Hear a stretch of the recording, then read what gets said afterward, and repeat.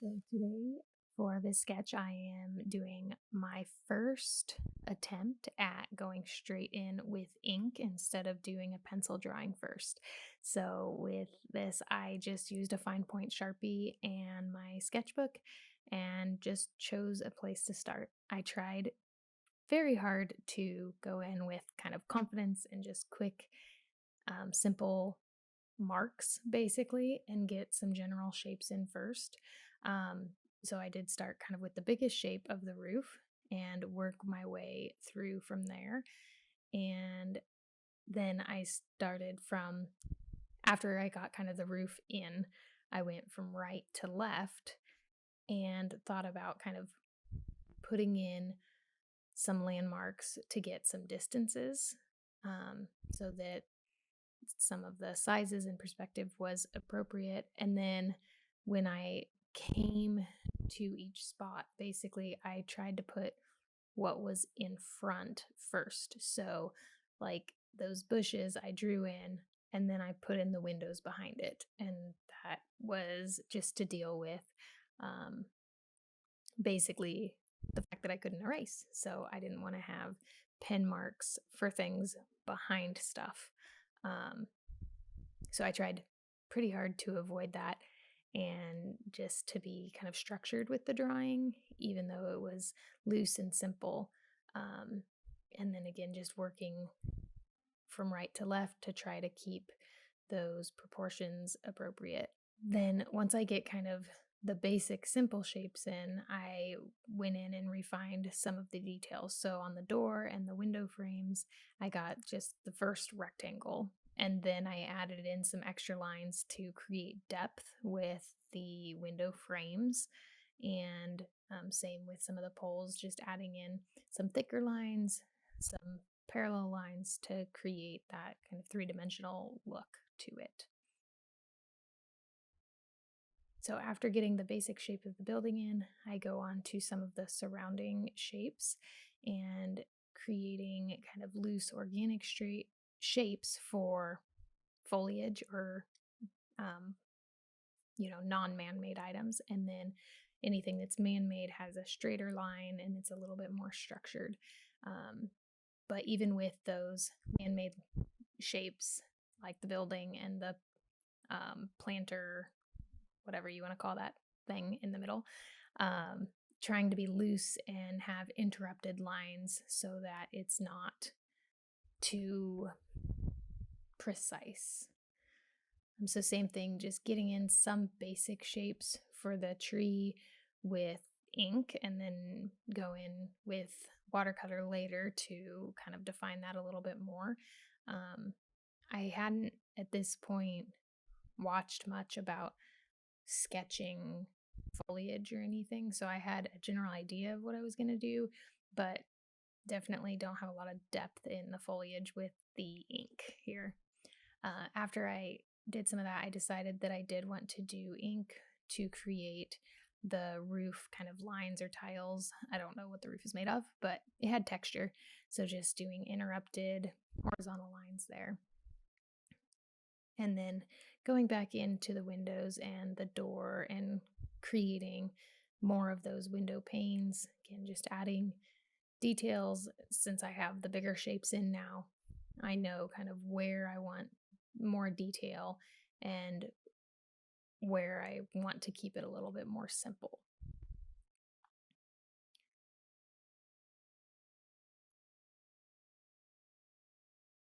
And again, just adding thicker lines here and there to create depth. I'm just using the fine point Sharpie, so obviously it's kind of one thickness throughout, so just thickening some of them up as I continue the drawing. And that really creates almost like a shadow effect, which makes really shadows is how we create depth with drawing.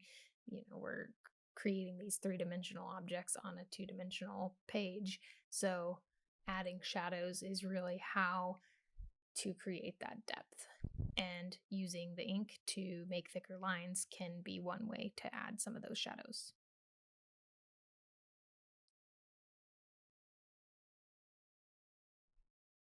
Then with this stone kind of planter thing, adding in some just loose, again, kind of organic shapes for this stone work that is, I guess, kind of like raw cut stones instead of like bricks. So just getting in some loose shapes there. And again, working with those thicker lines to create some shadows.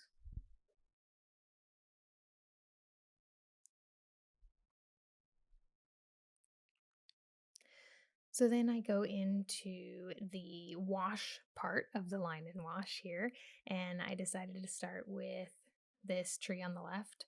Um, so just did kind of a flat wash and then splashed in some or splattered in some clean water, a little bit of darker colors to create some kind of watercolor blooms and repel some of the pigment just to create some texture. And then creating that flat wash on the roof and dropping in some deeper colors here and there, lifting some paint out here and there as well, just to create some dimension so that it isn't just one even flat wash.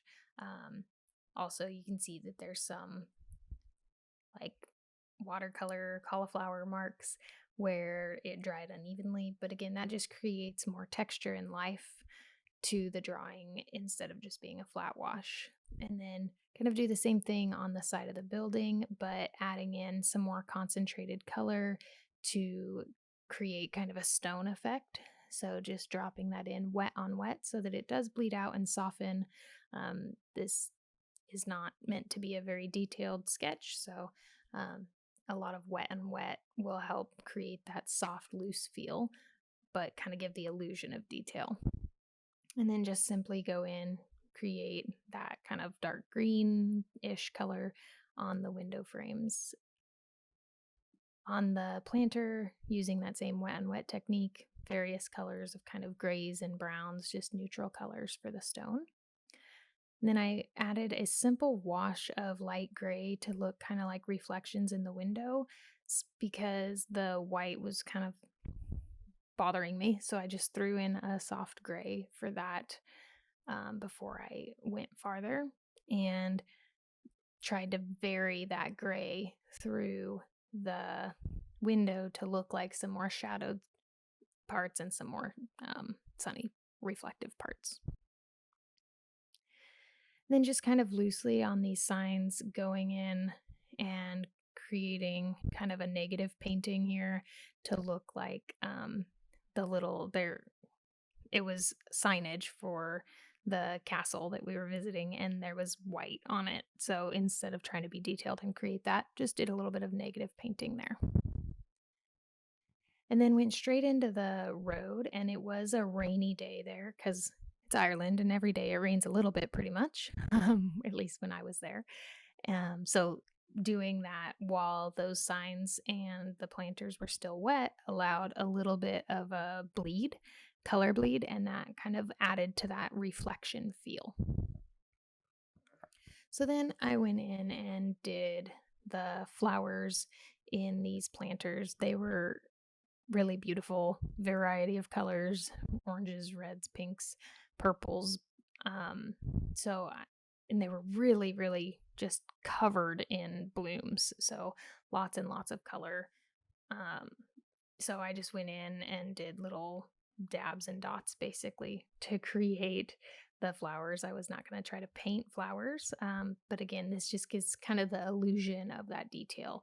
You know that they're flowers, you know that those are planters by the shape and the color, and just again, I didn't feel the need to paint very detailed here. So just layering up those colors and throwing in some green. It is still wet there, so again, I'm going to get these color bleeds.